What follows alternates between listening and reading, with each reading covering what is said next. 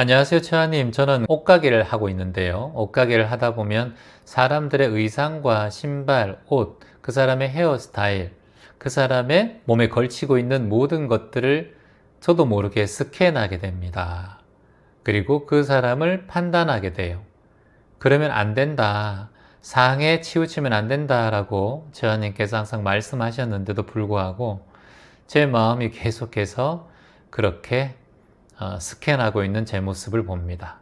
바꾸고 싶은데 잘 바꿔지지 않습니다. 여기에 대한 채화님의 법문이 필요합니다. 라고 적어주셨습니다. 예, 뭐 사람이 겉모습이 참 중요하죠. 그럼 중요하고 보이는 대로 사람을 판단하게 되는 게 우리의 습관입니다. 그건 지금 장사를 하셔서 그런 게 아니라 사람들은 누구나 겉모습을 보고 판단해요. 저 사람이 어떤 차를 타고 왔는지, 저 사람의 말투가 어떤지, 저 사람의 외모가 어떤지, 저 사람의 목소리가 어떤지, 저 사람의 헤어스타일과 옷은, 가방은 어떤 게 들고 다니는지, 이 모든 것이 다 어찌 보면 사람을 판단하는 우리의 습관이에요. 지금 질문자만 그런 게 아니라 인간이 원래 그래요. 그런데 중요한 거 한 가지가 있어요. 지금 질문자가 본인의 외모나 옷에 신경을 많이 쓰고 있다라는 증거예요. 예를 들어서 서울역에 가서 노숙인들을 보면 거의 비슷해요. 옷이 더럽고 그리고 씻지 못하신 분들이 대부분이고 거의 머리가 산발이고 항상 얼굴에는 눈곱이 끼어 있고 얼굴이 검정색이고 손톱은 길고 양치는 하지 않아서 치아에는 항상 고춧가루가 끼어 있어요. 100명이면 한 90명은 그렇다고 볼 수 있어요. 그런데 그분들은 서로의 외모에 대해서 비교하고 그런 것이 드물 거예요, 아마. 근데 우리는 그 노숙인들을 보면 저희가 한 달에 한 번씩 노숙인들을 나눔을 하러 가면 이렇게 입고 안 추울까? 양말도 안 신으면 맨발이면 춥지 않을까? 그분들의 외모와 그분들의 옷들, 머리 스타일을 자꾸 지켜봐요. 그 비교하는 거죠. 근데 그 당사자들은 그걸 잘 몰라요. 그냥 사는 거예요. 내가 그분들과 차별이 있다. 그분들과 다른 느낌이다. 다른 삶을 살고 있다. 이런 생각이 들면 들수록 비교하는 마음이 더 올라와요. 자, 예를 들어서 내가 외제차를 사고 싶은데 내가 국산차를 지금 타고 있어요. 그러면 이제 주차장에 차를 딱 대면 내 눈에는 외제차만 보입니다. 국산차는 눈에 안 들어와요. 왜냐? 내가 외제차에 대한 미련이 있기 때문에 차에 대한 스캔을 자꾸 하는 거예요. 내가 미용실에 갔다가 나오면 다른 사람들이 머리를 어떻게 했는가 헤어스타일에 대해서 자꾸 신경을 쓰고요. 내가 백화점에서 명품백이라도 한 개 샀다면 동창회 가면 다 친구들 명품백 있는가 쳐다봅니다. 그리고 나도 명품백 샀는데 친구가 내 명품백 한번 얘기해 주기를 바라는 마음도 올라와요. 이게 우리의 심리적인 흐름이라고 할 수 있어요. 그래서 내가 관심을 많이 두는 것에 내가 관심이 간다는 거예요. 그래서 제가 항상 마음이 어디 있다고 했습니까? 마음은 어디 있습니까, 여러분? 우리 기천 명상에서 말하는 마음은 어디 있습니까? 마음은 어디에 있다? 두는 곳에 있다라는 거예요. 마음은 두는 곳에 있다. 여러분께서는 명상이나 마음 공부에 마음을 두고 있기 때문에 항상 이 시간에 마음을 공부하시는 거예요. 여러분 주변의 친구나 가족들이나 부모님, 자식들, 배우자에게 마음 공부하라면 그분들 쳐다보지도 않아요. 왜냐? 그분들의 마음은 스포츠, 그분들의 마음은 돈, 그분들의 마음은 성공, 그분들의 마음은 자식, 그분들의 마음은 다른 곳에 두고 있기 때문에 마음 공부에 대한 마음을 두고 있지 않기 때문에 마음이 그쪽으로 흘러가지가 않아요. 부동산에 마음을 두는 분은 항상 부동산 신문을 바라보고 주식에 마음을 두시고 계신 분들은 주식 시장을 바라보고요. 도박이나 뭐 약간 사행성에 관심 많은 분들은 그런 쪽에 마음을 두고 있어요.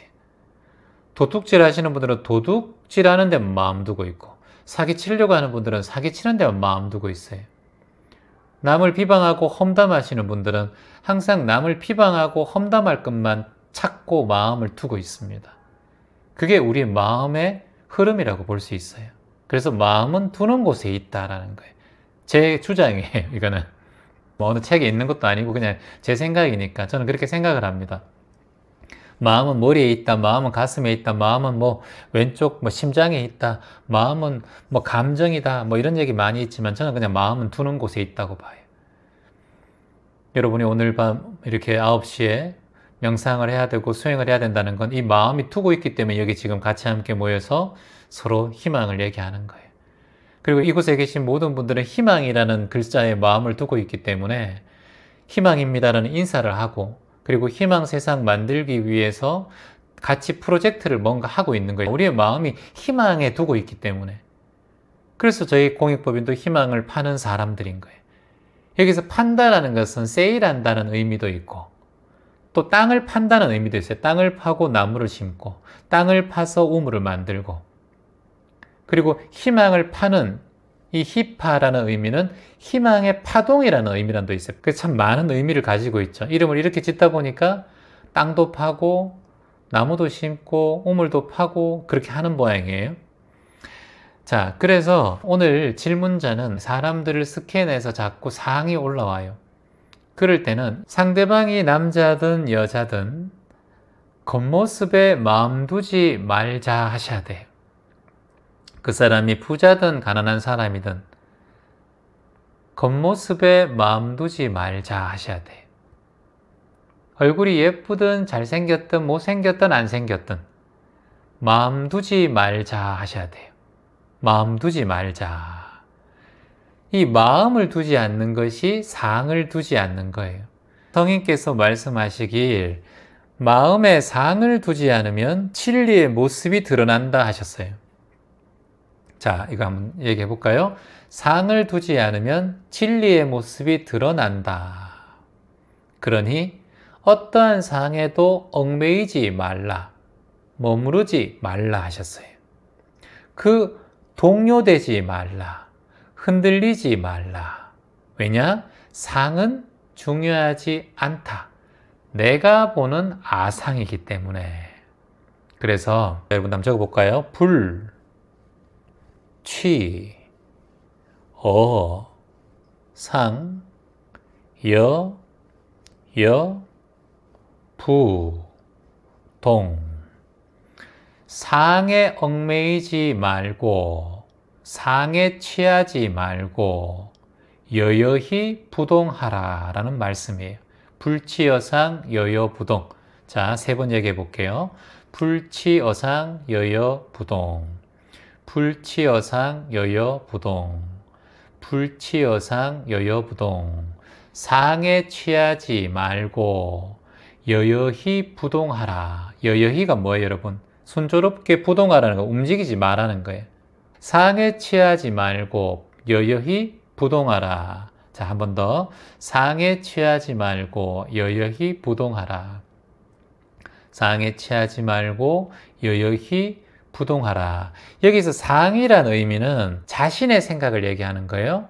상, 우리가 말하는 그것에 대한 특징을 바라보는 것. 예를 들어서 여러분께 자, 이 마음의 숲 책이 있습니다. 여기에 마음의 숲 책이 있는데, 마음의 숲이라는 책이 여러분이 보시기에는 손바닥만 해요. 손바닥만 합니다. 자, 여러분의 상이 딱 나오죠? 장내 책이 딱 나오죠? 이게 여러분이 지금 상입니다. 자, 이게 작다라고 하지만 여기 휴대폰에 비해서는 크단 말이죠. 자, 그리고 여기 마우스에 비해서는 크단 말이죠. 근데 일반 다른 책, 백일마음 챙김, 이 책에 비해서는 이게 작단 말이죠.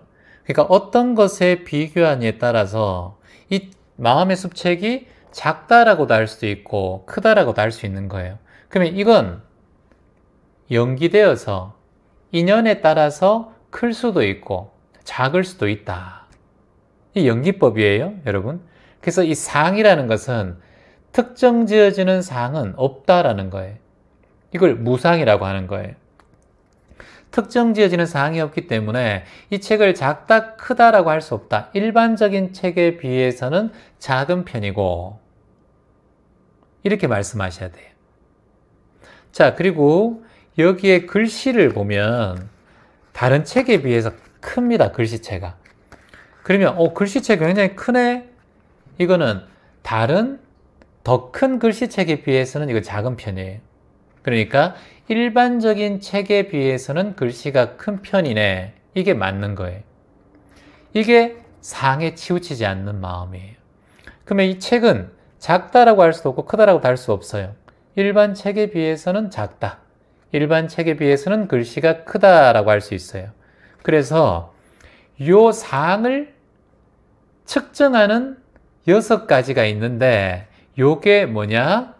적어 보세요. 색, 성, 향, 미, 촉, 법이에요. 요걸 육경이라고 해요. 육경. 6개 경, 육경.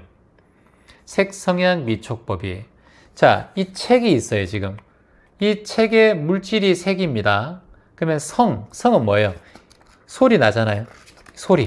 이런 소리가 나네. 향. 책의 향기를 맡아봐요. 나무 향기, 인쇄되어 있는 그런 약간 잉크 냄새가 나네. 향기. 향. 미. 음식이라면 맛을 볼 수 있겠죠. 어떤 맛이 나네. 촉. 촉감이 나네. 아주 매끄럽네. 부드럽네. 법. 마지막으로 의식하는 거예요. 생각하는 거예요. 이게 책은 이런 향기가 나고 이런 크기가 있고 이런 색깔이 있고 이런 느낌이 있다라는 걸 모두 다 법으로 색, 성향, 미, 촉, 법 이 육경으로 상을 만드는 거예요.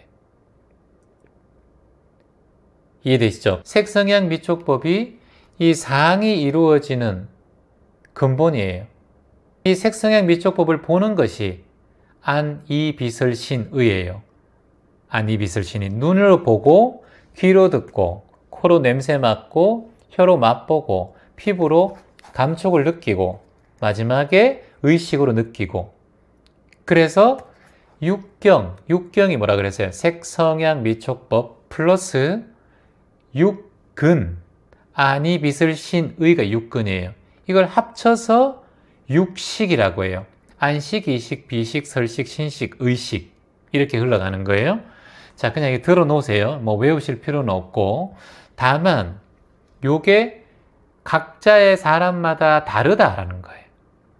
사람마다 안식이 다르고 이식이 다르고 비식이 다르고 설식이 다르고 신식이 다르고 의식이 다르다는 거예요. 인간이 다 각자 보는 눈, 코, 귀, 혀, 피부, 의식이 다르다, 똑같다? 다르다는 거예요. 이 다름을 인정하는 거, 이걸 아상을 인정하는 거예요. 이 다름을 인정하면 싸울 일이 별로 없어요. 보여지는 것, 들리는 것, 그리고 냄새 맡는 것, 마음에 알아지는 것, 이 모든 것이 다 상이다. 그래서 이게 상이, 배우자가 다른 거예요. 자식도 이 상이 다 다른 거예요. 왜냐? 안식, 이식, 비식, 설식, 신식, 의식, 이 육식이 다르기 때문에 다를 수밖에 없는 거예요. 다른 건데 자꾸 우리는 틀리다라고 얘기해. 그 사람은 나랑 틀려가 아니라 달라요. 느낌을 느끼는 감정 자체가 다르다는 거예요. 마음은 두는 곳에 있기 때문에 이 사람이 마음을 외모에 많이 두는 사람은 외모를 자꾸 보고 어떤 사람은 목소리에 자꾸 두는 사람은 상대방의 목소리에 좋다 싫다를 판단하고 돈에 집중하는 사람은 그 사람이 부자냐 가난하냐에 따라서 자신의 의식을 결정해버리고 차를 보면서 좋아하는 사람, 집을 보면서 좋아하는 사람, 학력을 보면서 좋아하고 싫어하고를 판단하는 사람이 다 다르다는 거예요. 그래서 마음은 두는 곳에 있고 그 마음 두는 곳에 따라서 사람의 판단이 다 다르기 때문에 불치여상 여여부동하라는 거예요. 어떠한 상에도 치우치지 말고 여여부동하게 상황에 대처하라. 우리의 상은 매 순간마다 고정불변한 영원한 실체가 없기 때문에 실체가 없다라고 여기면 어떠한 상에서도 집착할 마음을 일으키지 않는다. 그러면 옷가게에 온 사람을 바라보면서 내가 불치여상 여여부동이지. 불치여상 여여부동이야. 사람의 지금 내 상을 일으키는 습이 있구나. 그래서 내 마음을 여여부동 움직이지 않게 여여하게 가지자라고 마음을 딱 내는 거예요. 불치여상 여여부동.